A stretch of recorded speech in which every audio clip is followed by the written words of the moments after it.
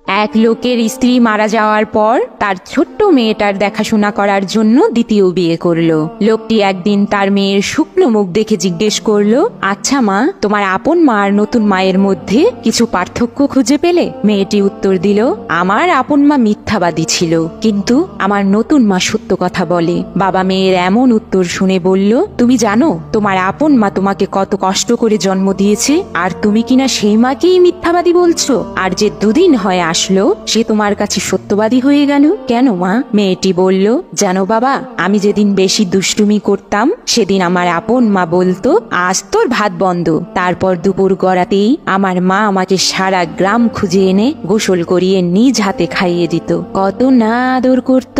কিন্তু আমার নতুন মা, সেও বলে আমি বেশি দুষ্টুমি করলে আমার ভাত বন্ধ, কিন্তু সে যা বলে তাই করে। আজ দুদিন হলো আমি কিচ্ছু খাইনি, আমার খুব খিদে পেয়েছে বাবা।